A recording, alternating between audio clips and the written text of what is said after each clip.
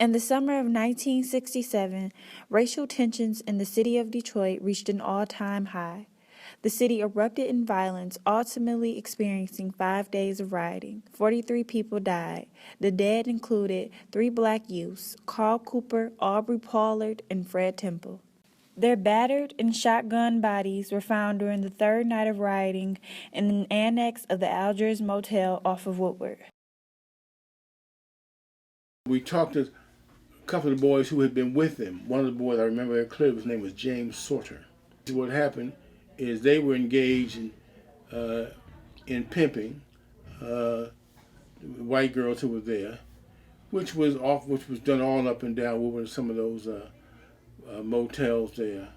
And the police were upset about that and basically executed them. Algiers Motel, when it first opens in the 50s, Detroit is at its peak. I mean, it's 2 million people living in Detroit. Times are great, jobs are everywhere, and it's kind of not considered a seedy hotel at that time. It's considered a nice hotel. 60s, Detroit is a different place. The Algiers basically becomes almost like a flop house, and then they buy a house behind the motel. They buy that and they call it the annex. It becomes even more known than the rest of the motel for transient people, prostitutes, people using and selling drugs, that population. When the riot started, a number of individuals desperate to get off the street and thus out of harm's way took up residence in the annex of the Algiers.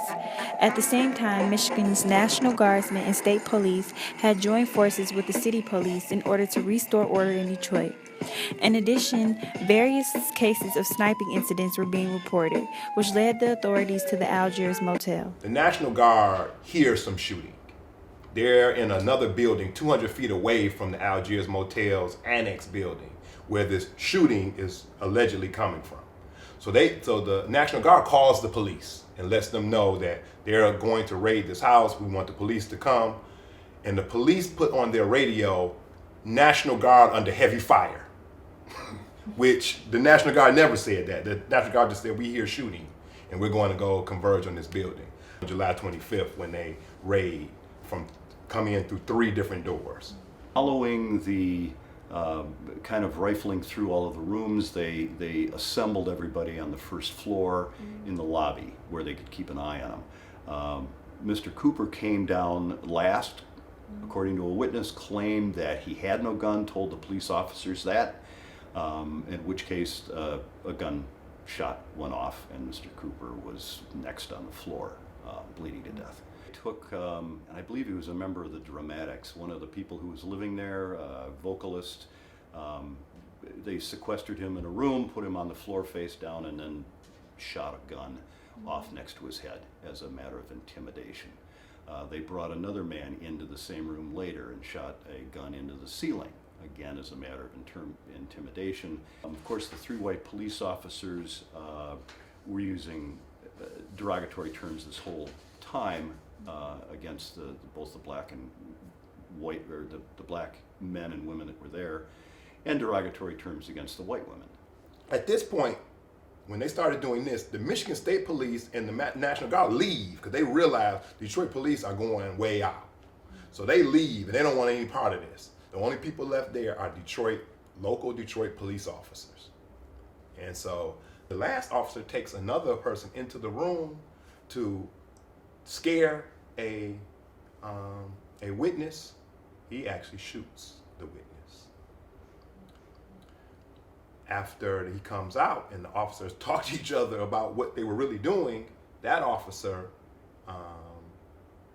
tries to, in his mind, he creates a story that, the person grabbed the gun, Fred Temple grabbed the gun, and the struggle, it goes off, but they don't even want to have to use a story. They leave the scene hoping that this story gets all thrown into all of the other shootings that happened in the 1967 rebellion, and that nobody really ties it to the police. And of course, all the people who stayed and didn't get killed, of course, tell everything that happened. Police that come in the morning don't even know that the murders that happened were other police officers. So it's the 3 police officers are identified at least the 3 that took people in rooms are identified as being a part of this, and an investigation is done. Of course, John Hersey's book, Algiers Motel Incident, comes out the next year with a lot of forensic evidence inside of that book. And the 4 officers are charged.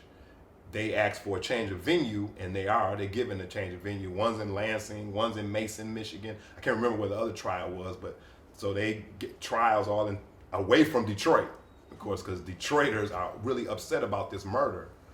That's clearly a police murder. And they're tried in other places, and of course they're all acquitted.